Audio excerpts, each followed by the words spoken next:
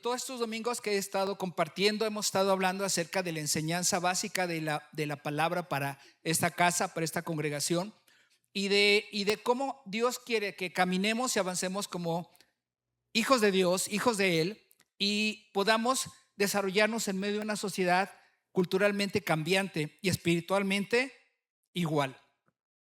Y este título, una fe que no depende de nuestro estado de ánimo o de nuestro mood, ¿sí? Realmente nos lleva a verdades eternas para días cambiantes. Y ahí tenemos que encontrar eso, verdades eternas para días cambiantes. Yo sé que hoy día toda nuestra vida va cambiando todos los días, ¿sí? Y sobre todo dependemos mucho de movimientos y de comportamientos geopolíticos, situaciones del mundo cultural, del mundo económico, y eso nos va cambiando y moviendo las cosas, ¿sí? Y inclusive, si ustedes se dan cuenta, hoy día nuestra Ciudad de México está siendo cambiada radicalmente día a día. ¿Por qué?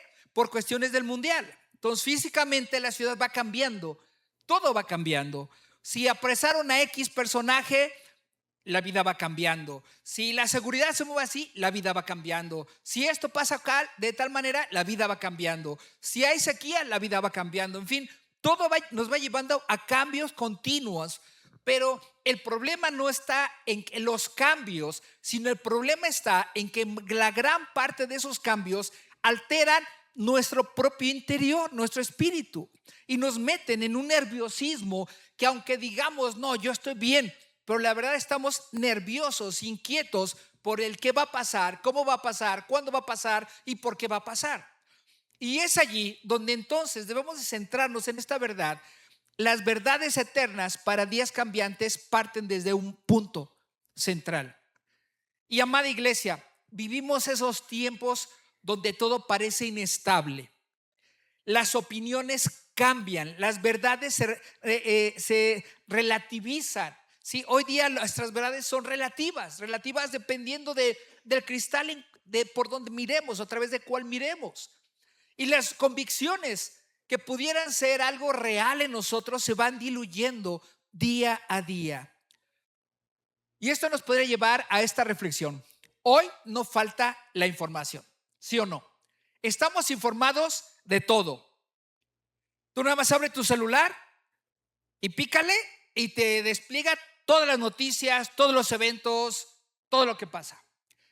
No falta información, pero lo que sí falta es fundamento. Fundamento, nos falta fundamento. Y es ahí donde la fe cristiana no fue diseñada para sobrevivir sobre emociones, modas o tradiciones culturales, sino sobre verdades eternas. Por eso el apóstol Pablo nos exhorta a la iglesia con estas palabras. Y vamos a irnos a 1 Corintios 15:58. Si me van siguiendo, por favor, con las presentaciones. 1 Corintios 15:58, que nos dice: por lo tanto, mis queridos hermanos, sigan ¿qué? Firmes y constantes, trabajando siempre más y más ¿en qué? Porque ustedes saben que no es, y el trabajo que hacen en unión ¿de quién? Pablo nos está exhortando a que no te vuelvas estático, a que no te vuelvas una persona conformista, a que no te vuelvas una persona que dices, pues el mundo está así, ¿qué le vamos a hacer? No, sino nos está diciendo, dice, sigan firmes y constantes. Son acciones. El ser constante es algo que nos lleva a una actividad, a una capacidad de estar avanzando continuamente. Dice, trabajando siempre más y más. No te dice trabajando un poquito, con semana de 40 horas, con días de descanso. No, te dice, trabaja más y más de manera constante en la obra del Señor. ¿Cuál es la obra del Señor? Muchos piensan y dicen, la obra del Señor, es la iglesia, es el templo, es el ministerio. Y la realidad es que esa no es la obra del Señor. La obra del Señor, y se acuerdan, hace 8 días lo decíamos, que la obra del Señor a través de nosotros es amar a nuestro prójimo como a nosotros mismos. Amarlo a Él sobre todas las cosas. Ser sal y ser luz. Y es allí donde permanecer firmes no es en automático. O sea, no decir, soy cristiano, pues ya, estoy trabajando. No. Permanecer firmes en Dios no es automático, es una decisión espiritual. Todo es una decisión en esta vida. Si tú comes, es por tu decisión. Si tú dejas de comer, es por tu decisión. Si tú duermes, es por tu decisión. Si dejas de dormir, es por tu decisión. Si tienes amistades, es por tu decisión. Si tienes tal meta que alcanzar, es por tu decisión. Todo gira en torno a nuestras decisiones. Y el permanecer firmes es una decisión espiritual. Por eso hoy no vamos a hablar sobre los sentimientos, sino de lo que creemos y por lo que creemos. Y vámonos al punto número 1. La palabra que nos guía. Nuestra base es la Biblia y debe de ser esa la premisa que nos debe de guiar. Toda la Biblia es inspirada por Dios y la Biblia es la voz de Dios para nuestra vida. La palabra de Dios no es un libro antiguo, desconectado, decrépito. No, la Biblia es viva, actual y relevante. Es viva, actual y relevante. Hoy en la mañana escuchaba una persona, un astrónomo, que hablaba sobre una parte muy pequeñita de la escritura, el libro de Génesis, el principio, capítulo 1 y capítulo 2. Y estaba yo fascinado como él lo estaba explicando en conceptos científicos, nada que ver con la religión. Y él decía que eso es lo que estaba en la escritura, algo actual, conocimientos actuales, no peleados con la ciencia. Pero la gente quiere hacer pelear a la escritura con la actualidad, cuando la escritura es mucho más actual que la actualidad. Hebreos 4:12 dice que la palabra es viva y eficaz. Por lo tanto, no solo informa, sino que también transforma. La palabra de Dios no solo informa, sino también transforma. La palabra nos corrige cuando nos desviamos, segunda de Timoteo 3:16. Nos anima cuando estamos cansados o heridos, el Salmo 119:50. Y nos da la dirección cuando no sabemos qué hacer, Salmo 119:105. La palabra de Dios es tan fundamental que nos lleva a dimensiones de donde nunca pensamos estar. Nos enseña a razonar, nos enseña a analizar las cosas. La religión te enseña a quedarte estancado en un dogma de fe, pero la palabra, que es viva y eficaz, te enseña a vivir más allá de lo posible. Hoy muchos buscan respuestas en las redes, en las tendencias, en opiniones humanas, pero cuando el alma está cansada, solo la palabra de Dios nos sostiene. Solo la palabra de Dios nos sostiene. Hay unas frases claves que quisiera yo enfatizar y que no las olvides. La primera: cuando te faltan las fuerzas, vuelve a la palabra. ¿Cuántos se han sentido cansados? Yo creo que todos. Alguien me preguntaba hace no mucho que si yo no me había cansado del pastorado. Y le dije, ¿quieres la verdad? ¿Verdad? ¿O la verdad no tan verdad? El ministerio cansa. Cualquier trabajo cansa. Por más que te guste desarrollar un trabajo, te cansa. Pero ¿sabes? Cuando nos faltan las fuerzas, debemos de volver a la palabra. Cuando tengamos dudas, ¿qué crees? Debemos de volver ¿a dónde? Y cuando todo parezca incierto, ¿qué tenemos que hacer? Volver a la palabra. A la palabra de Dios, a la Biblia. Allí está la respuesta. Esto nos lleva al segundo punto: el Dios que es uno y es trino. Y fíjate bien que el Padre que ama también se nos revela como el Hijo que salva y el Espíritu Santo que santifica. Por eso Dios es uno, pero al mismo tiempo es trino. Nuestro Dios es uno, pero se revela en tres personas: Padre, Hijo y Espíritu Santo. No creemos en tres dioses, sino en un solo Dios que se relaciona con nosotros de manera personal y completa.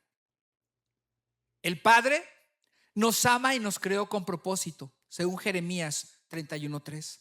El Hijo nos salvó entregando su vida por nosotros, según Juan 3:16. Y esto sí se lo deben de saber de memoria. ¿Qué dice?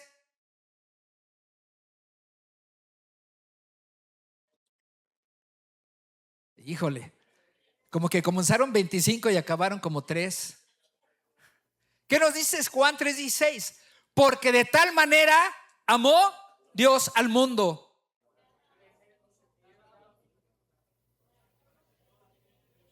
para que todo aquel que crea en Él mas tenga vida eterna. Para todo aquel que crea en Él. ¿Qué implica esta frase?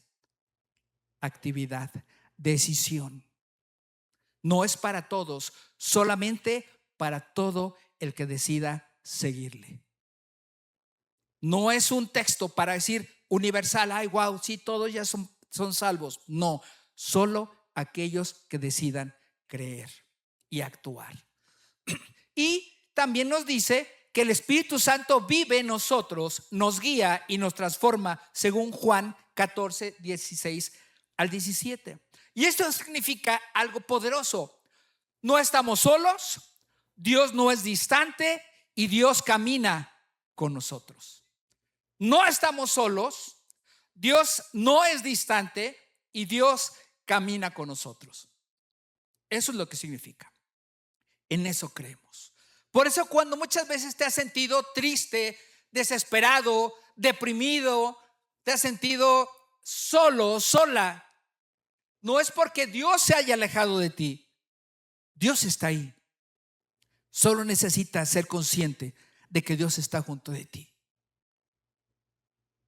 El problema está cuando nosotros nos ponemos una barrera y decimos: no, es que yo fallé, yo no soy digno, yo no valgo, Dios no puede estar cerca de mí. ¿Quiénes ponemos la barrera?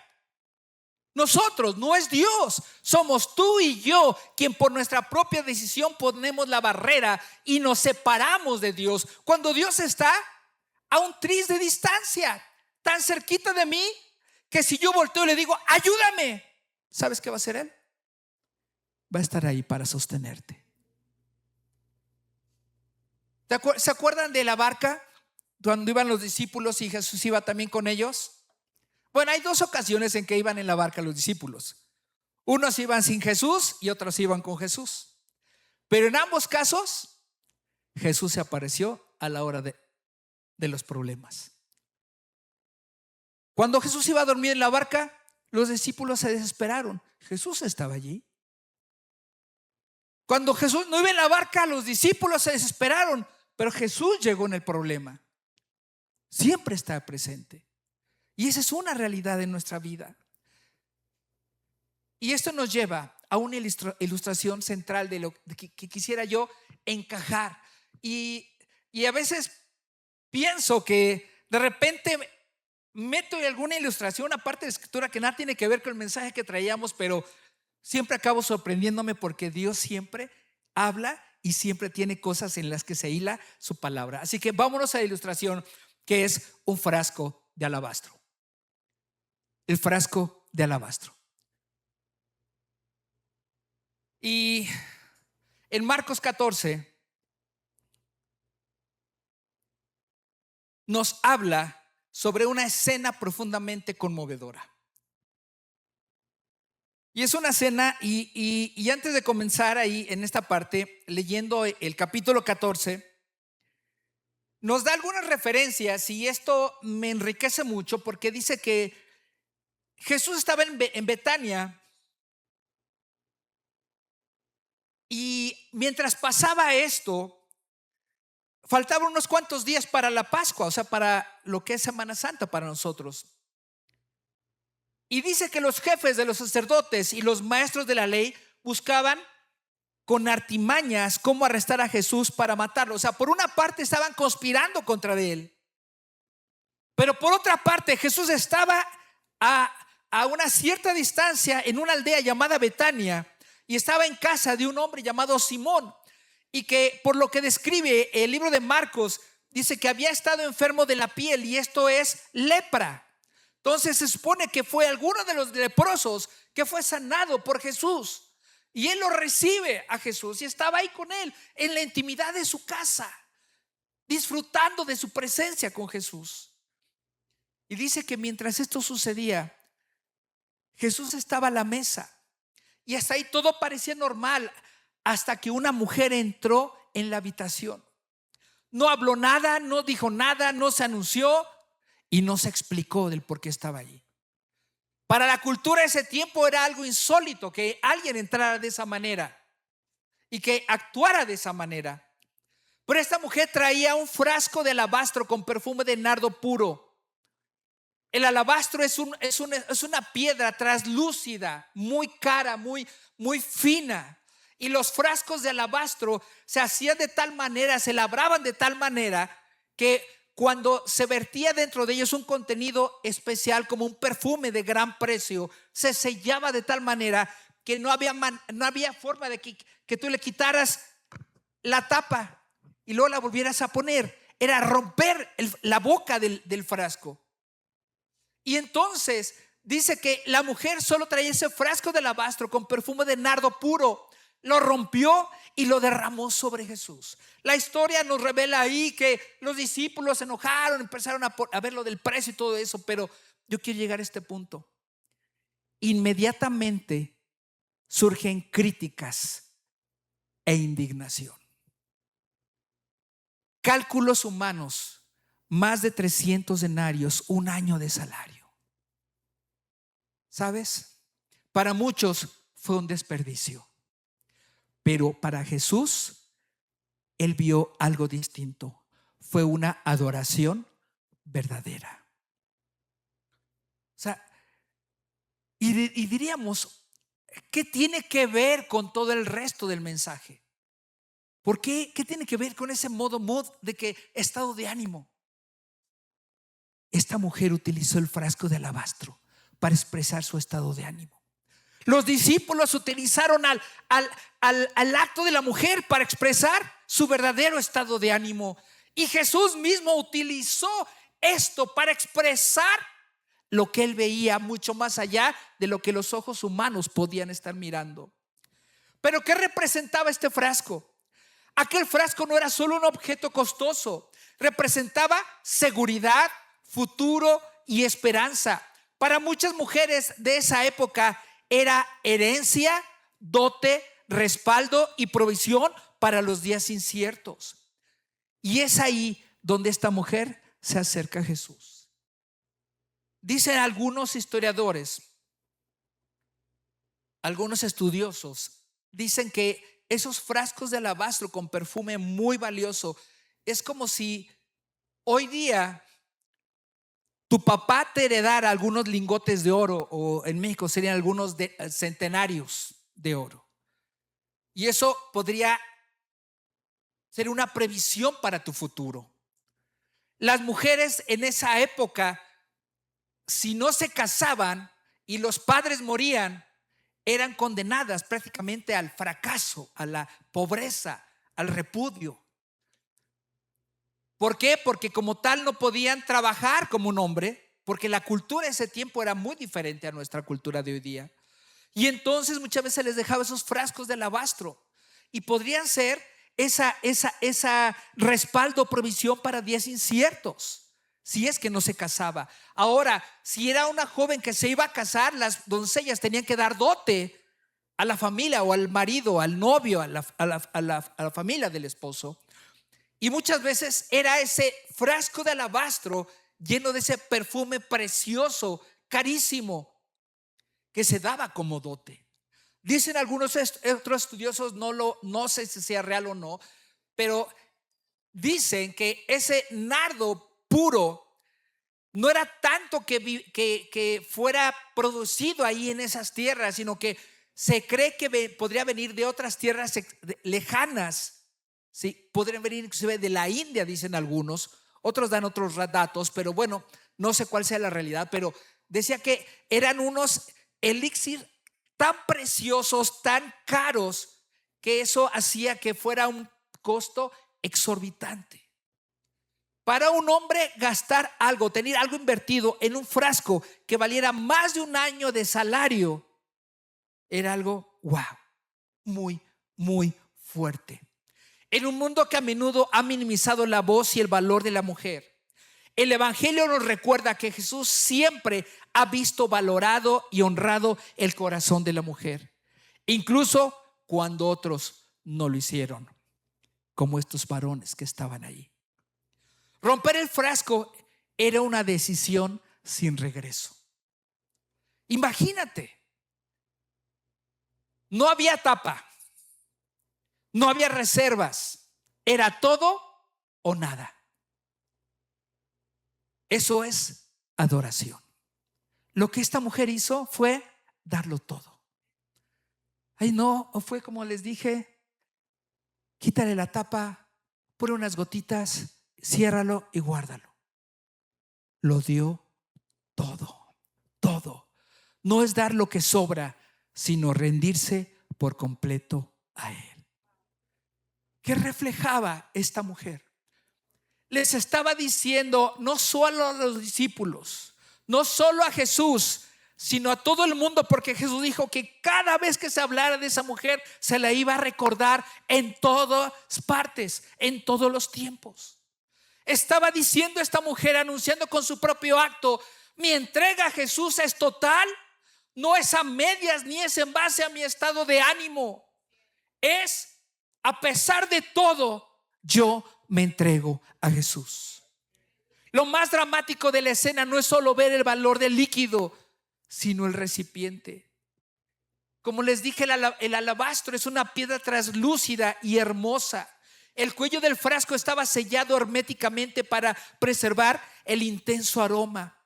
Para usarlo había que quebrar el cuello del alabastro, y una vez roto no había marcha atrás. Jesús la defendió y la honró y dijo que su acto sería recordado siempre. Pero me llama la atención Marcos 14, 6 al 9. Marcos 14, 6 al 9 dice: déjenla en paz, dijo Jesús. ¿Por qué la molestan? Ella hizo lo que pudo. Ungió mi cuerpo de antemano, preparándolo para la sepultura. Les aseguro que en cualquier parte del mundo donde se predique el evangelio, se contará también en memoria de esta mujer lo que ella hizo. Hoy estamos haciendo lo que Jesús mandó. Para Jesús, ninguna entrega sincera es un desperdicio. ¿Cómo es tu entrega a Jesús? ¿Cómo te consideras? ¿Un vaso de alabastro? ¿O una botella de PET? ¿En que le das poquito a Dios cuando te conviene y luego te vuelves a tapar? Esto nos lleva al punto 3. Jesucristo, nuestro Señor y Salvador. Cristo no solo murió, Él vive, reina y vuelve. Él vive, reina y vuelve. Wow. Nuestra fe no está basada en una idea, sino en una persona, Jesucristo. Vivió sin pecado, murió en la cruz por nosotros y resucitó con poder. Eso no cualquiera lo hace. ¿Sabes que Jesús es un propio frasco de alabastro? Él tuvo que ser quebrado para dar lo mejor de sí. No hubo marcha atrás. Fue molido por nuestros pecados, quebrantado. Por su llaga fuimos curados. O sea, dio todo por nosotros. Primera de Corintios 15, verso 3 y 4 dice: yo les transmití a ustedes lo más importante. Está hablando el apóstol Pablo, dice: yo les transmití a ustedes lo más importante, lo que se me había transmitido a mí también. Cristo murió por nuestros pecados, tal y como dicen las escrituras. Fue enterrado y al tercer día fue levantado de los muertos, tal y como dicen las escrituras. Es una verdad. Estamos próximos a llegar a Semana Santa. ¿Qué vas a vivir y qué vas a recordar en esos días? Ay, me voy a ir de vacaciones. Wow, es que es bien padre. ¿Qué vas a pensar en esos días? Está bien que te vayas de vacaciones, pero aunque estés tirado ahí en pie de la cuesta, piensa en Jesucristo, que vino a vivir, a morir y a resucitar por ti. Así de sencillo. El problema es que sacamos a Jesús de nuestra ecuación y somos nosotros. Cuando regresamos, bueno, ahora sí te tomo. Otra vez, caminamos tú y yo. Jesús no es una mochila que te puedes colgar al hombro. Jesús o se da todo para ti o no se da nada. O tú te das todo para Él o mejor no le des nada. Hoy podemos decir con certeza: Él vive, Él reina, Él vuelve. Esa es nuestra declaración. No seguimos ninguna religión, seguimos a un Salvador. ¿Qué crees? Vivo, vivo. No basta con llamarlo Salvador. Él quiere ser Señor de tu vida. Esta mujer no solamente se conformó a decir: ay, el maestro. Ella se atrevió a entrar en un lugar donde no fue invitada y sin decir nada derramó su frasco sobre el maestro. Romanos 10:9. Si declaras abiertamente que Jesucristo es el Señor y crees en tu corazón que Dios le levantó de los muertos, serás salvo. Serás salvo. O sea, ¿cualquiera puede ser salvo? No. ¿Todo aquel que quiera puede ser salvo? Sí. Pero hay un requisito: declarar abiertamente que Jesús es el Señor y creer en nuestro corazón que Dios le levantó de los muertos. Es el requisito. No es para todos. Y esto nos lleva al cuarto punto: el Espíritu Santo. Si se han fijado, hemos hablado Dios Padre, Dios Hijo y Dios Espíritu Santo. Y el Espíritu Santo es nuestra fuerza diaria, y sin Él no podríamos vivir nuestra vida cristiana. Muchos se llaman cristianos en todo el mundo, pero no todos viven una verdadera vida cristiana. La vida cristiana no se vive con fuerza humana. No es ni por relicarios, ni por retiros, ni por monasterios, ni por órdenes, ni por unciones proféticas, ni nada de ese rollo. La vida cristiana se vive únicamente con el poder del Espíritu Santo. Si no hay poder del Espíritu Santo, no hay vida cristiana. Así de sencillo. El Espíritu Santo nos convence de pecado. Si Él no está, ¿quién te va a convencer de pecado? Por eso hoy día hay muchos que se levantan con pseudo ministerios y tal vez son muy renombrados, grandes auditorios o grandes catedrales o como quieres llamarle. Grandes multitudes le siguen, pero son gentes vacías. Simplemente tienen carisma, pero no hay unción. ¿Por qué? Porque solamente el Espíritu Santo nos convence de pecado. Solamente el Espíritu Santo nos fortalece cuando ya no podemos más. Solamente el Espíritu Santo produce fruto en nosotros. Y solamente el Espíritu Santo nos da el poder para testificar.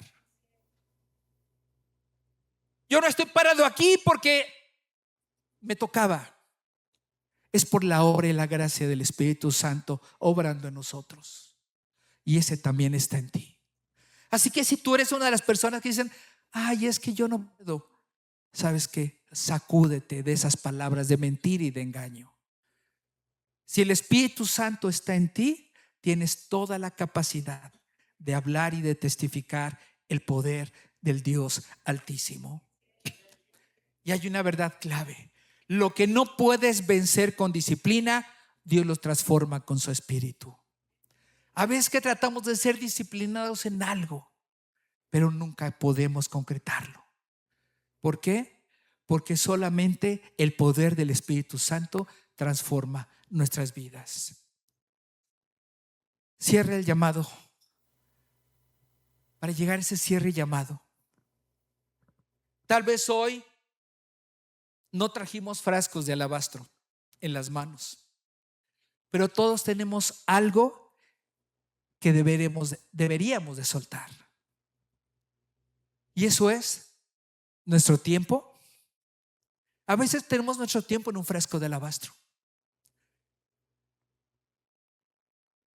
No levanten la mano ni nada, pero yo he visto mucha gente que se ha vuelto esclavo ya no nada más de su celular, sino de su reloj. Y cada rato estás con ellos y están viéndolo, porque aquí tienen ya todas las aplicaciones que traes en el celular. Y entonces a veces que estás platicando con alguien, y para los que somos de la vieja escuela, o sea, de la generación de baby boomers, ¿verdad? O sea, ya medio chochenteros para atrás. La verdad, yo pienso que me están haciendo hasta una grosería. O sea, qué mala onda, qué poca educación. Estás hablando conmigo y parece ni te están pelando, están viendo su celular. Y yo sé que no es así, así pensamos los chochenteros, ¿verdad? Pero, ¿sabes? A veces todo esto lo tenemos en un frasco de alabastro, que vale más eso que meternos con Dios. El control, a veces somos bien controladores y tenemos control sobre todo, y queremos tener control sobre todo. También es otro valor que tenemos en un frasco de alabastro. Aunque hay un frascote bien grandote de alabastro que también nos cuesta mucho trabajo romper, y se llama orgullo. No sé cuántos de ustedes tengan su orgullo en un frasco de alabastro. Otros tal vez tienen otro frasco de alabastro que se llaman planes, y todo lo tienes planificado, pero jamás consideraste a Dios en tus planes. Lo tienes tan herméticamente sellado que Dios no entra ahí. Es necesario romperlo. Y hay otro frasco que yo creo que ese es el más caro y el más costoso, pero el que tiene un sello mucho más hermético, y se llama miedos e inseguridades. Y a veces tenemos nuestro frasco de alabastro lleno de miedos e inseguridades. Pero el problema no es que cuántos frascos de alabastro tienes en tu casa, de tu corazón, sino que muchas veces quieres adorar a Dios, buscar a Dios sin romper nada.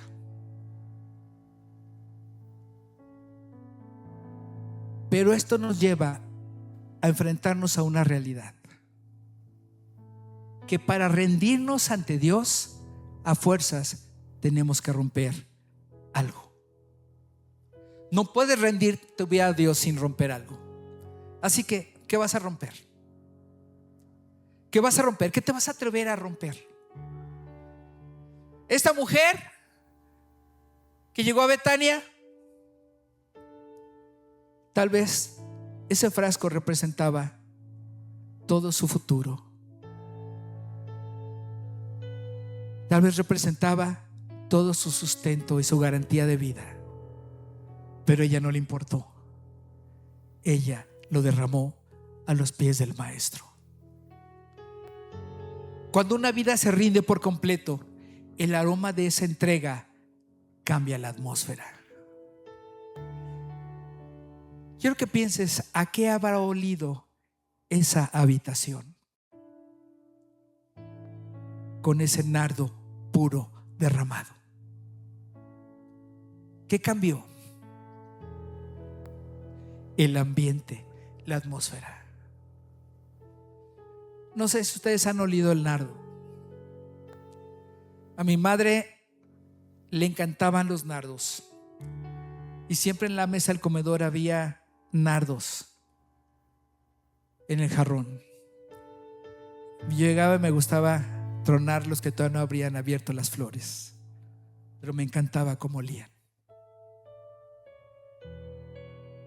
Ahora, un perfume de nardo puro no se pierde fácilmente. Jesús fue ungido con ese nardo. Jesús dijo que fue ungido para su sepultura. No solamente fue los dedos del pie, fue toda su cabeza, y derramó eso sobre todo su cuerpo. ¿A qué habrá olido Jesús los días subsiguientes? ¿A qué habrá olido Jesús aún cuando lo apresaron? ¿A qué habrá olido Jesús cuando lo golpearon?